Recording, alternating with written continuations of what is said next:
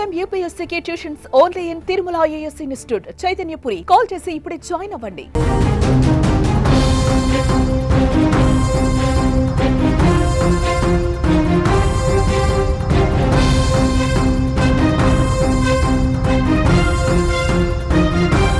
పహల్గాంలో పాక్ టెర్రరిస్టుల ఉగ్రదాడితో ఇరు దేశాల మధ్య ఉద్రిక్త వాతావరణం నెలకొంది. తమకు ఉగ్రదాడులకు ఏ సంబంధం లేదని చెబుతూనే పాకిస్తాన్ ఆర్మీ మరోసారి కాల్పులకు తెగబడింది.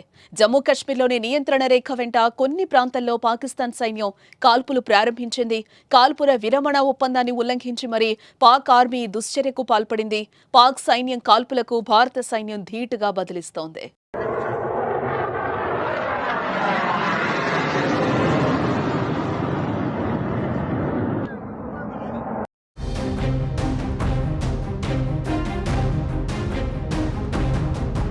పహల్గాంలో టూరిస్టులను ఉగ్రవాదులు కాల్చి చంపిన కొన్ని రోజుల వ్యవధిలోనే ఎల్ఓసీ వెంబడి కాల్పులు మోతమోకింది.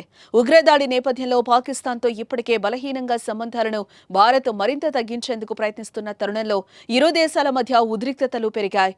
ఈ నేపథ్యంలోనే ఎల్ఓసీ వెంబడి కొన్ని చోట్ల పాకిస్తాన్ సైన్యం చిన్న ఆయుధాలతో ఫైరింగ్ ప్రారంభించింది. ఈ ఫైరింగ్ ను భారత సైన్యం తిప్పికొట్టింది.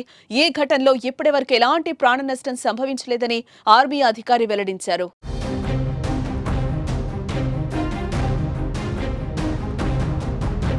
ఇదిలా ఉంటే మరోవైపు army chief general Upendra Dwivedi మరికొన్ని గంటల్లో శ్రీనగర్ కు వెళ్లనున్నారు. అక్కడ అధికారులతో చర్చలు జరపనున్నారు. ఎల్ఓసీ వెంబడి పరిస్థితులను సమీక్షించనున్నారు. మరోవైపు పహల్గాం ఉగ్రదాడి నేపథ్యంలో జమ్మూ కాశ్మీర్లో భద్రతను కట్టుదిట్టం చేసింది భారత సైన్యం. ఉగ్రవాదుల ఏరివేత కోసం విస్తృతంగా గాలింపు చర్యలు చేపట్టింది.